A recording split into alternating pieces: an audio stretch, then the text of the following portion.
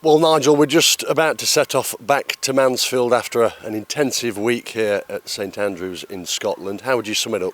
It's been a good few days. Unfortunately, we've picked up 2 or 3 knocks, so 3 lads won't be available for Retford on Saturday. James Perch, Kieran Wallace and Elliot Hewitt just got minor knocks, which you always pick up this time of the year. So hopefully Perch will be okay for Tuesday, Kieran maybe Saturday, and Elliot maybe a couple of weeks. So not ideal from that point of view, but apart from that, we've had a good few days. Yeah, it's been a week full of flavour. Give the viewers and supporters an insight into what the lads have done. Well, the usual sort of pre-season work, but a little bit less than what we'd normally do at this stage. The fact that we only had about a 4-week break has to come into consideration, and we've just sort of scaled it back a little bit. We worked upon the principle that if a player got injured and was out 4 weeks or something like that, he wouldn't necessarily then go and do a full pre-season after being out 4 weeks injured, and that's all the players have had, and most of them were working. They had 2-3 weeks off and then they started work anyway, so we don't need to do all the legwork that we would normally do at this time of the year. So it's sort of into the football, a little bit more intense, and then they always like to get to the point where we're starting the games, and that's what we do at Retford, and then 3 good games in the week. Broadly speaking, are you pleased with how the lads have come back in the shape in which they've returned? Oh yeah, no problem at all. Delighted with what we've seen of Hiram Boateng so far as well. He's a little bit, or has been a little bit behind, because he's had the 8 weeks off, or 8-9 weeks off. So he probably needs a little bit more of the longer work that we'd normally do. But in football terms, he's been excellent so far. So they've all come back in good shape, which means we don't have to do as much. And we've noticed a new face up here in Dylan McGeoch. He's on trial. Where did that one come from? Yeah, I think an agent just phoned Simon, his agent, and just said, listen, he's only an hour up the road. Can he come and do some training with you? He's a very good player, very neat and tidy. The only problem is we've got 6 midfielders in there at the moment. So I don't think we'll be able to do anything with him, but we've offered him if he wants another week next week with us to play some games.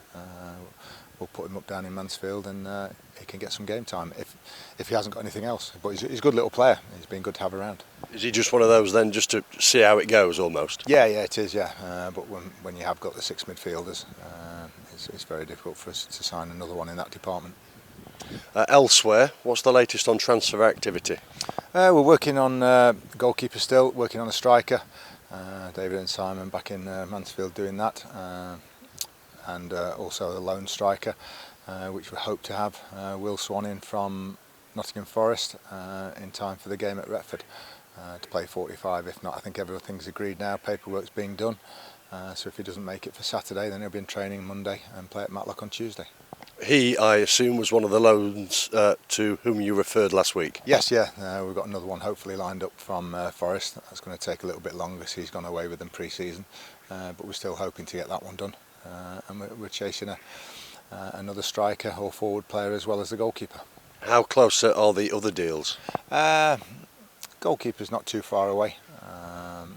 The striker might be under contract, so we might be paying a small fee. We'll see how it goes. Are you happy, generally speaking, with how things are going at this stage? I think the most important thing was to keep the nucleus of the squad together, or all of them together, which we've just about done. And so I don't think it needed any major surgery after last season's exploits. We were so close to achieving our aim.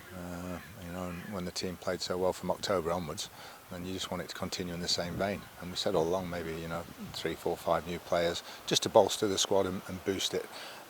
That is all we need, but certainly no major surgery.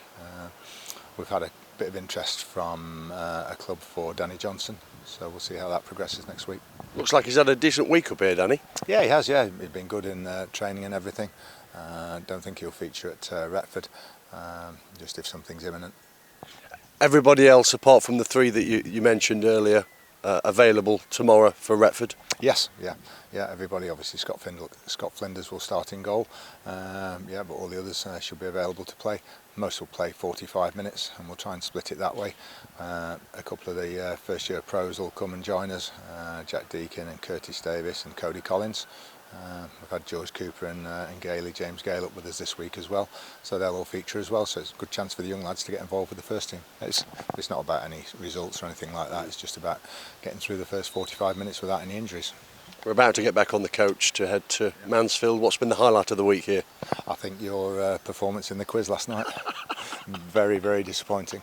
I think to start the night as pre-tournament favourites and to finish as disappointingly as you did, very, very disappointing the media team. The right questions didn't come up, I told you that. Oh, sorry, yeah, but if you know the answers, they are the right questions. Touché.